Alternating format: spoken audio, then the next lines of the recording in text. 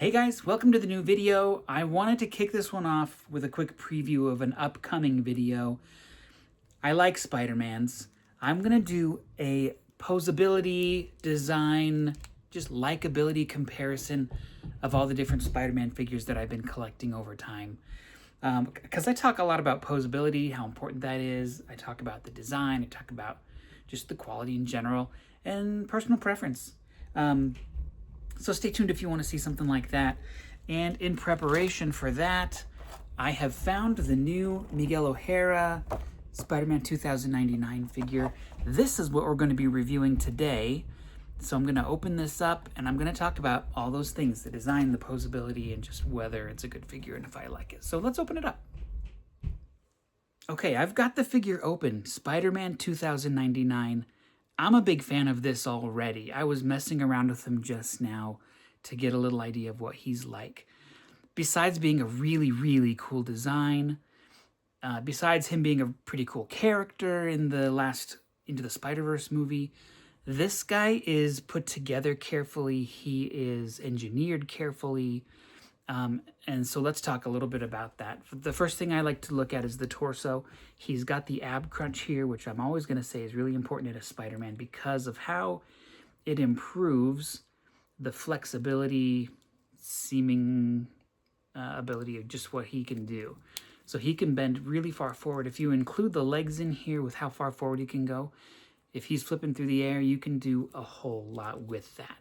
If he's just posing on the ground, same thing. And then backwards, he can go really far. So far that it looks painful. I wouldn't even want him to go this far backwards. I wouldn't require that of him.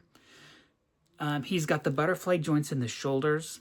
You can sort of see them from the front. You can really see them in the back. I think that that is an amazing feature. I'm glad that they started putting that into these Spider-Man figures. The head is two joints here. It's a ball joint, maybe a double-ended ball joint, the closer I look at it, where if he's flipping through the air and he's got to keep his eyes on the ground, you really need him to be able to put his head back. And then looking down, there's not much of a look down unless you involve the torso. But anyway, that is what it is.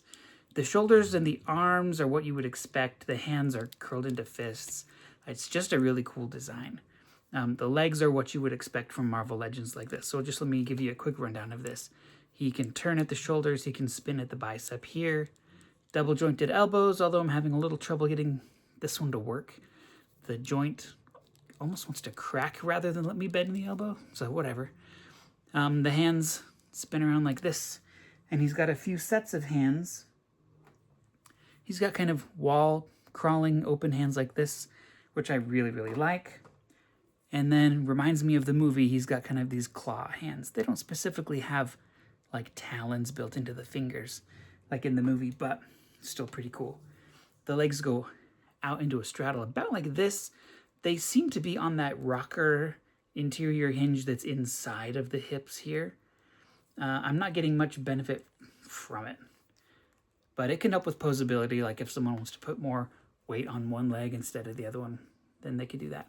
He swivels right here at the thigh, and then I'll just talk about forward and back. We kind of already saw this. But he goes quite a bit forward, and that really helps with kind of the posability if he's going to be curled into a ball, flipping through the air. I love that. Double jointed knees, as you can tell, that's what you would hope for. He spins around right here at the calf. He spins around at the ankle, which I really like. Helps him to stand up better. And then you hope for this at the ankle, which he also has, forward and backwards. And then he's got the joint on the toe, which I don't always use, but, you know, if I really want to get into kind of detailed poses, then that's something that's pretty helpful. And then, of course, he comes, like all these Spider-Man 2099s do, he comes with this webbing cape. I may not use it that much, especially if it falls off. So far, it doesn't. It's fine. Anyway, I think it's a great design. So I've seen the Spider-Man 2099 before because Miguel O'Hara was in the Spider-Verse figures that came out with the second movie.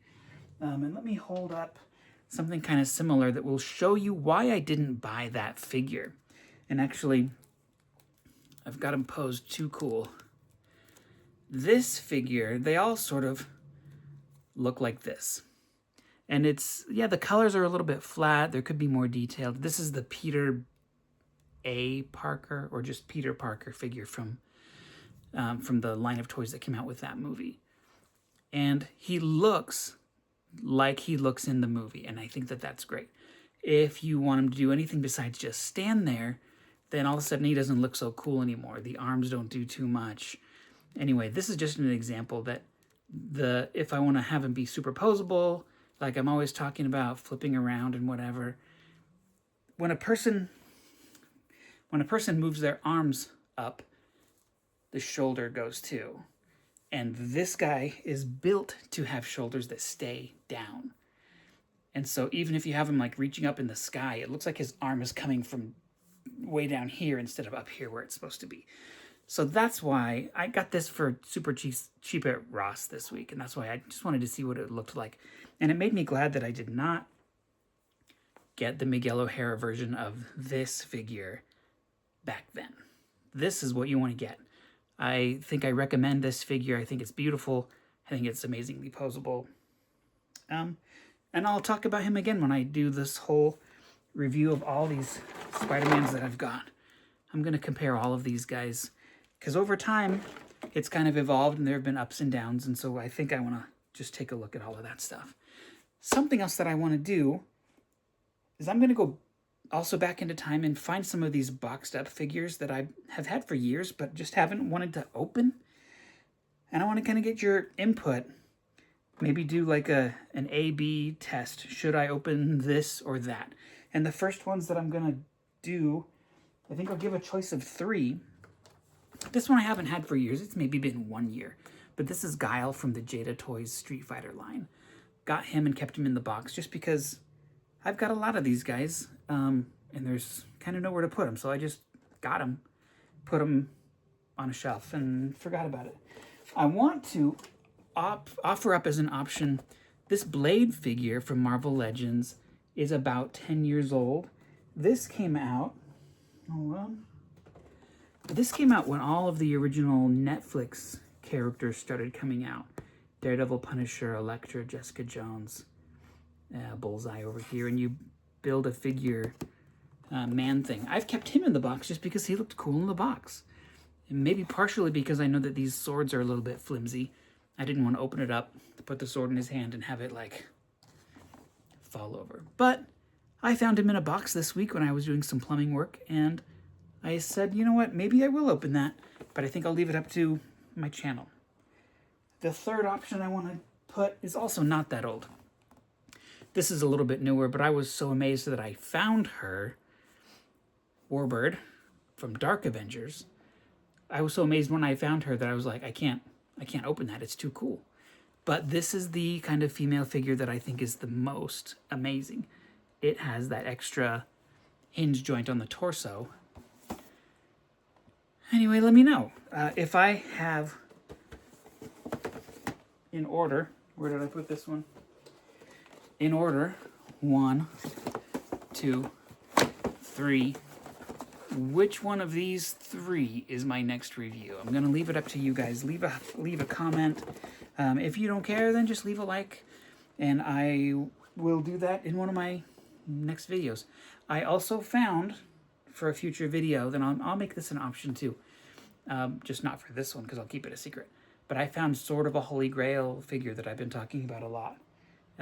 It's right over here. I'm not going to show you. I'm just going to leave it for a future video. It's something else with that important torso hinge. But let me know if you like this video. Let me know if you have any questions. Let me know if you're done looking at Marvel Legends. I know that they're all pretty similar. I just think that they're really cool. And I'll see you guys in the next video.